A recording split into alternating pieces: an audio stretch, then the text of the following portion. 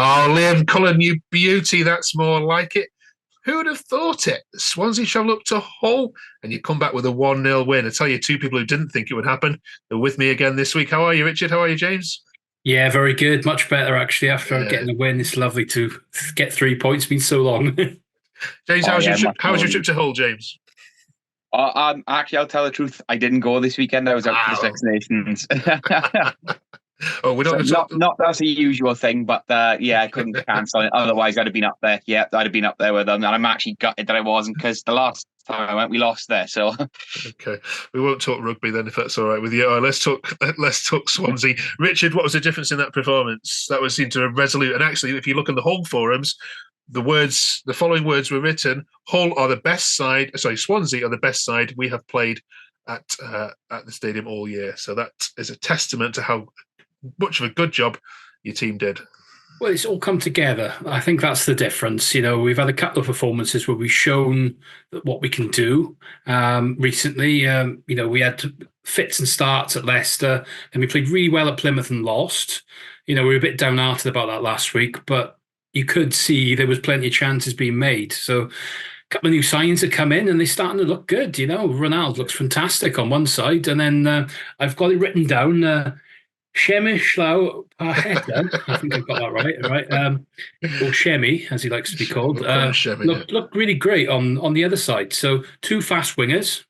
I'm not sure, what kind of quality we're going to get on the end of that, but Cullen's benefited from it this week. Jerry Yates will probably be sitting there going, I wish I'd had those chances, but at the same time, he hasn't been taking them when he's had them.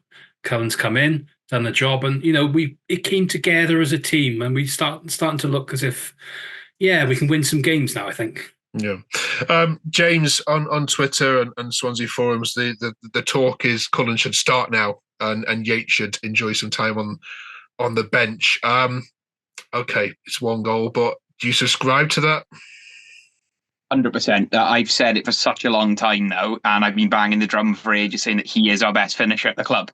People say he doesn't do enough, but that's because he's being started out on the left-hand side, and he's naturally not a winger.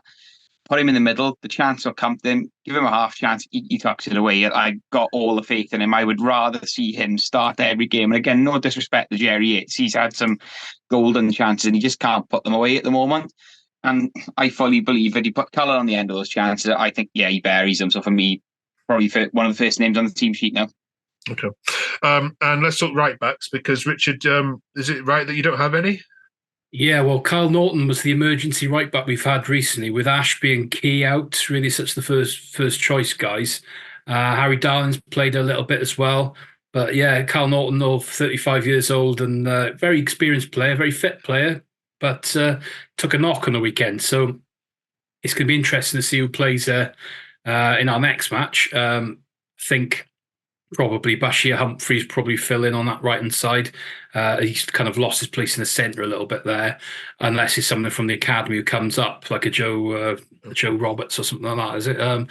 I'm not sure really, but it's difficult really when you keep having injuries in the same positions. We got two attacking fullbacks, the man just dying to play together, and they're never fit. Timon and Key would be our first choice. And it'd be great to see with the wingers as well what we can do when everybody is fully fit. Okay. It'd be lovely, James, to put a little run together now, wouldn't it? But unfortunately, the bad news is that this weekend you have an amazing Ipswich team visiting you. Let's bring in Ian, our Ipswich fan. James, before we go to Ian, what do you remember about the away game at Portman Road? It was a 3-2 classic. Let's hope for the neutral it's as good as that game. What do you remember Ipswich and how well you played at Portman Road? I would say we were lucky to have not had about 5 or 6 passes. I don't think I've seen a team play that well and only score 3. I know the scoreline really flattered us to an extent because they absolutely battered us every time they came forward. So when you look at the score, it's not a bad game, but I saw that game and it was just wave upon wave of attack after attack. And I think it perhaps wasn't their best day in front of score and they still scored 3. So that actually scared me quite a bit. I'm not going to lie to you. We were a little bit nuts on that day, weren't we? Welcome me into the Swansea view. Do you remember that game? Oh, it's standard Ipswich. 7 minutes in, Swansea winning 1-0. I mean, there we go. But yeah, it was like you said, James. I mean, we conceded early and just went on a rampage. I think the only kind of down point it was I felt sorry for the Swansea player who got a second yellow in the second half and put them down to 10 men. But yeah, it was a classic case of absolutely hammering the other goal. I mean, we got 3 still, but we've been repeating the similar kind of tactic over the last few games, but we just haven't been getting the ball in the net. Yeah, what sort of Ipswich side are rocking up then to the Swansea Stadium this weekend, Ian? Because you're 9 games now without a win. So is this a good time for Swansea to play you?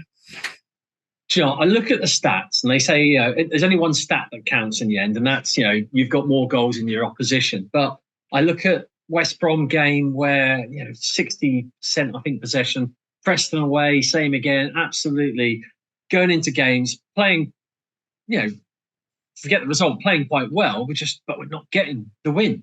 So I don't know. We're bringing the Welsh front line with us this time. So we've got Broadhead and Burns and Moore in the middle. So that'll be interesting what their reception's like when they get to Swansea. Oh dear. Okay. Let's get some score predictions then. Richard, Swansea against Ipswich. Always goals in this one. Ipswich, no offence, can't keep a clean sheet. Neither can we. So we had one last week, but that's a rare one. So I'm thinking 2-2. Okay. James? I'm going to say 1-0 win to us. And I just got a feeling that we might be on the edge of putting a run together at the moment. I mean, it might be famous last words, but after what I saw the weekend, I'm quite encouraged. And yeah, I can see us picking up another much needed win at the moment. So yeah, I'm going to go 1-0 Swansea. Okay. And beware Ronaldo, Ian. He's quite a player. What are you going with? Yeah, head probably says 2-2 to be honest, but I've got to go for an away win, 2-1, just for my sanity. I think we have now got Moore's had a couple of games. Al Hamadi came on as well. There is some nice kind of play there that hopefully will start to come together on our trips to Swansea.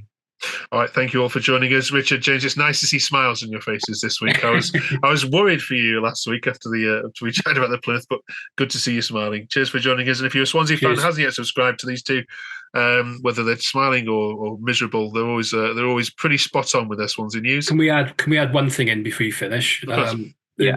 Swansea actually lost, unfortunately, one of their fans today who's tragically died, Chris Brown. So we'd like to pay tribute to Chris. He was well loved amongst all our faithful. And I think we're having a fitting tribute tomorrow. We're having a minute silence in the 29th minute against Leeds.